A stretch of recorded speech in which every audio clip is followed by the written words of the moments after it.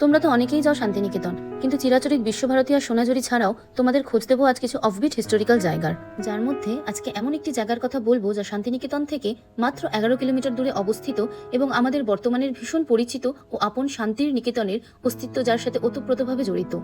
স্থানীয়দের মতে আনুমানিক সন 1770-এর দশকে জমিদার লালচাঁদ সিংহ মেদিনীপুর চন্দ্রকোনা গ্রাম থেকে ইস্ট ইন্ডিয়া কোম্পানির সাথে তাঁতের ব্যবসা করার সূত্রে অজয় নদীর পাশে এই গ্রামে এসে বসবাস শুরু করেন ও স্থাপনা করেন এই জমিদার বাড়িটির। সন 1863 নাগাদ সিংহ পরিবারের এক বংশধর শ্রী ভুবন মোহন সিংহ মহর্ষি দেবেন্দ্রনাথ ঠাকুরকে বার্ষিক 5 টাকার বিনিময়ে 20 একর জমি ইজারা দিয়েছিলেন, যেখানে পরবর্তীকালে স্থাপিত হয়েছিল শান্তিনিকেতন নামে এক অতিথিশালা। এও শোনা যায় যে এই বংশেরই এক বংশধর শ্রীকণ্ঠ সিংহের লোকগান শুনেই বালক রবীন্দ্রনাথ ঠাকুরের গানের প্রতি ভালোবাসা জন্মায়। এই পরিবারেরই বংশধর শ্রী সত্যেন্দ্র প্রসন্ন সিংহ ইংরেজ দ্বারা লর্ড উপাধিতেও ভূষিত হন এবং পরবর্তীতে 1920 সনে তৎকালীন বিহার ও বাংলার অ্যাডভোকেট জেনারেল পদেও নিয়োজিত হন।